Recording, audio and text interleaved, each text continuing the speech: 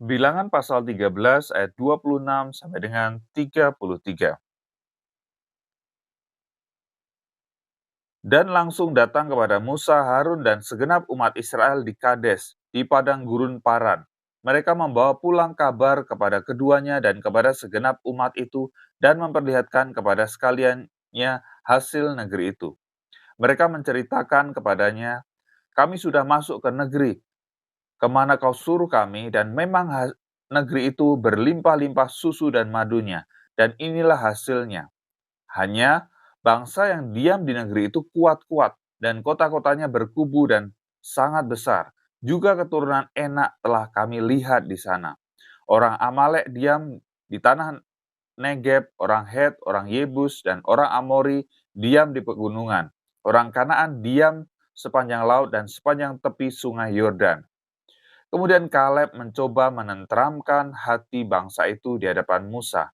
Katanya, "Tidak, kita akan maju dan menduduki negeri itu, sebab kita pasti akan mengalahkannya." Tetapi orang-orang yang pergi ke sana bersama-sama dengan dia berkata, "Kita tidak dapat maju menyerang bangsa itu, karena mereka lebih kuat daripada kita." Juga mereka menyampaikan kepada orang Israel kabar busuk tentang negeri yang diintai mereka dengan berkata, "Negeri yang telah kami lalui untuk diintai adalah suatu negeri yang memakan penduduknya, dan semua orang yang kami lihat di sana adalah orang-orang yang tinggi-tinggi perawakannya. Juga kami lihat di sana orang-orang raksasa, orang Enak yang berasal dari orang-orang raksasa, dan kami lihat diri kami seperti belalang, dan demikian juga mereka terhadap kami." Lalu segenap umat itu mengeluarkan suara nyaring dan bangsa itu menangis pada malam itu. Bersungut-sungutlah semua orang Israel kepada Musa dan Harun, dan segenap umat itu berkata kepada mereka, "Ah, sekiranya kami mati di tanah Mesir atau di padang gurun ini. Mengapakah Tuhan membawa kami ke negeri ini, supaya kami tewas oleh pedang dan istri serta anak-anak kami menjadi tawanan? Bukankah lebih baik kami pulang ke Mesir?" Dan mereka berkata seorang kepada yang lain, "Baiklah kita mengangkat seorang pemimpin, lalu pulang ke Mesir."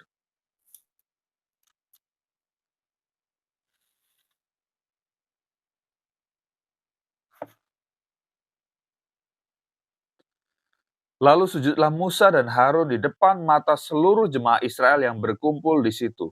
Tetapi Yosua bin Nun dan Kaleb bin Yefune, yang termasuk orang-orang yang telah mengintai negeri itu, mengoyakkan pakaiannya dan berkata kepada segenap umat Israel, "Negeri yang kami lalui untuk diintai itu adalah luar biasa baiknya. Jika Tuhan berkenan kepada kita, maka Ia akan membawa kita masuk ke negeri itu dan akan memberikannya kepada kita, suatu negeri yang berlimpah-limpah susu dan madunya.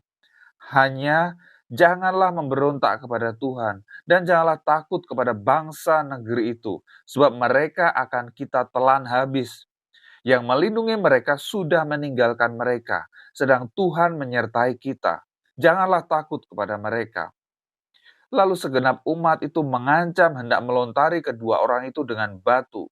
Tetapi tampaklah kemuliaan Tuhan di kemah pertemuan kepada semua orang Israel.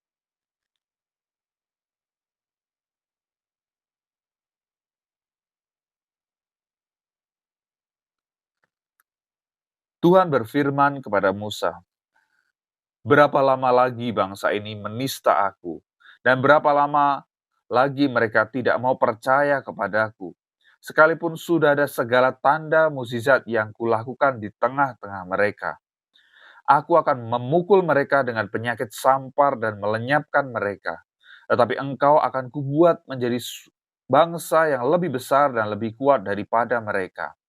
Lalu berkatalah Musa kepada Tuhan, "Jikalau hal itu kedengaran kepada orang Mesir, padahal engkau telah menuntun bangsa ini dengan kekuatanmu dari tengah-tengah mereka, mereka akan bercerita kepada penduduk negeri itu yang telah mendengar bahwa engkau, Tuhan, ada di tengah-tengah bangsa ini, dan bahwa engkau, Tuhan, menampakkan dirimu kepada mereka dengan berhadapan muka. waktu awanmu berdiri di atas mereka, dan waktu engkau berjalan mendahului mereka di dalam tiang awan pada waktu siang, dan di dalam tiang api pada waktu malam. Jadi jikalau engkau membunuh bangsa ini sampai habis, maka bangsa-bangsa yang mendengar kabar tentang engkau itu nanti berkata, oleh karena Tuhan tidak berkuasa membawa bangsa ini masuk ke negeri yang dijanjikannya dengan bersumpah kepada mereka, maka ia menyembelih mereka di padang gurun.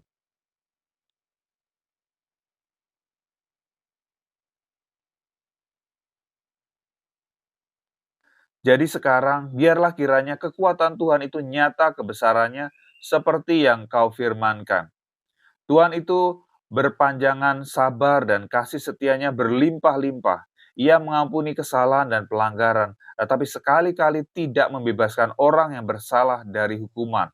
Bahkan ia membalaskan kesalahan bapa kepada anak-anaknya, kepada keturunan yang ketiga dan keempat.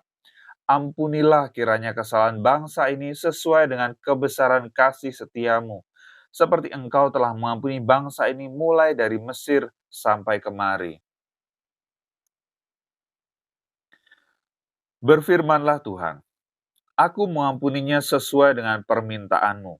Hanya demi aku yang hidup dan kemuliaan Tuhan memenuhi seluruh bumi, semua orang yang telah melihat kemuliaanku dan tanda-tanda mukjizat yang kuperbuat di Mesir dan di padang gurun, namun telah 10 kali mencobai aku dan tidak mau mendengarkan suaraku, pastilah tidak akan melihat negeri yang kujanjikan dengan bersumpah kepada nenek moyang mereka.